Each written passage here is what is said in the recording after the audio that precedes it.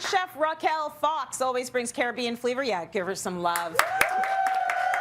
Caribbean flavor with her. Today is no different. So she's back in the Cityline kitchen with her recipe for Bahamian turkey souse and Johnny cakes. I'm all about the Johnny cakes. Oh, so please explain, like anything bread. You know, if you bring bread, right? like always bring me bread. Explain what souse is for people who don't know. Oh, so Tracy, souse is stemming back from, you know, that old English Middle Age period. It's really our inheritance from England when the colonists came over in the 18th century, and they brought with them this pickling method called souse. Okay. They used vinegar back then. And as you know, in the islands, we transform everything. Yes. We had citrus, so we used some limes for it. Yeah. But, you know, sauce is just so historic, so wonderful. Bahamians love it. We use it as a medicinal purpose. Right. They also have sauce in Turks and Caicos. And the difference is, in Turks and Caicos, they eat their sauce cold. They believe that the flavor profile really is more developed and nicer when it's cold. We love hot soups and broth. So this sauce, it's not a thick soup. It's more a broth-like soup with lime and chili base. Okay. Yes. All right, lovely. Let's jump into the recipe. Like, how do we start? All right. So, if you would do the liberty, Tracy, just to get my turkey. You want. My turkey's in the refrigerator. You're really putting me to work. I'm going to start by adding some onions. I've never been in here before. I was like, how does this work? Okay. So I got my onions there. Thank you very much. Thank you. Yeah. We have about 2 stalks of celery. Nice. And then another interesting ingredient we added in the Bahamas was our allspice berries, right? I didn't know. I looked at these and I thought, are those pimento?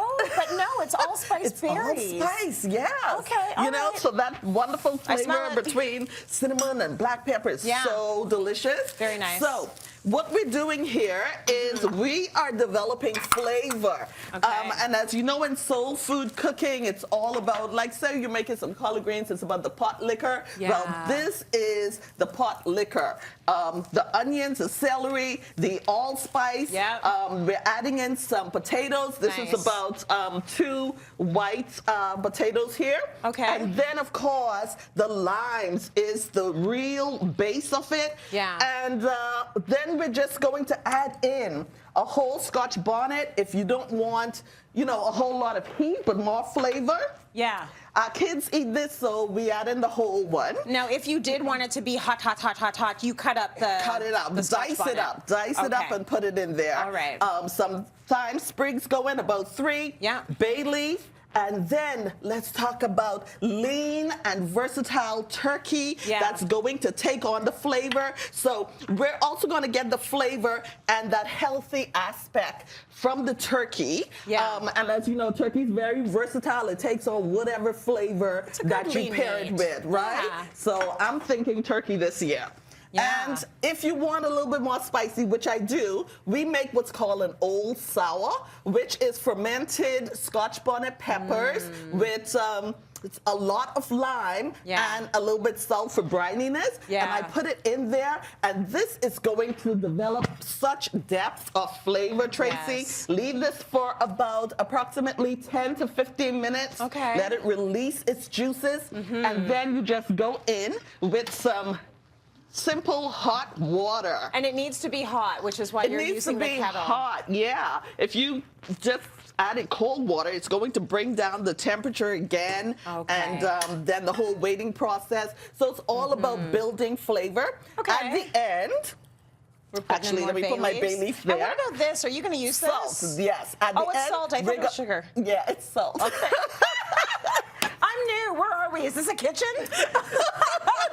So we're just going to hit it with some salt. Salt. Yeah. And, you know, the flavor is just going to be so amazing. And here we have the finished recipe here. Okay. Can you Smell that. So it's got almost like it is more brothy. It's got a little bit of that gelatinous sort of vibe to it. That's all that protein from the turkey. But this is good for you in so many ways. Like, so this is, as you said, used for medicinal purposes. It's like if you have a cold, there's antioxidants in there. It's good for you. I grew up on this stuff. As a matter of fact, I played hooky from school, so my grandmother could feed me this for 3 days in bed. All right, this is how much I love it. But it's wonderful for colds, flus. You know, you have all those medicinal properties in here. Lime and chili, you know what that does to your sinuses, drains it, and it just great flavor.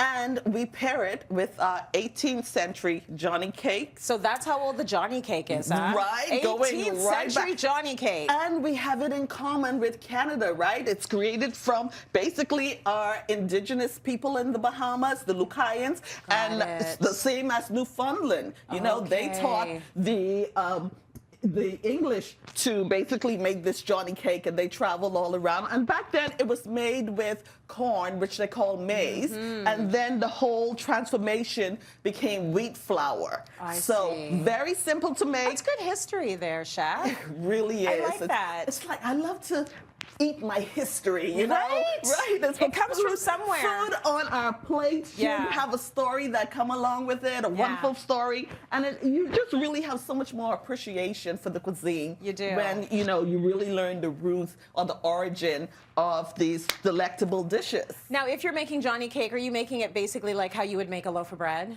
You know what? It's so much simple than this, Tracy. You can make it with one hand behind your back. Okay, all right? It's that easy. 2 cups of flour in a bowl. You're adding about 2 tablespoons of butter, bacon powder, about a tablespoon of it, a little salt, your sugar. This is my auntie's coconut Johnny cake, so let's use some coconut flake. It's nice and coconutty. And just some milk. In the islands, we use evaporated milk. You mix it up with your hand. Don't even need to knead it, and just place it inside of a bread loaf. 35 minutes only in the oven at 350 degrees, and you have the most delectable bread.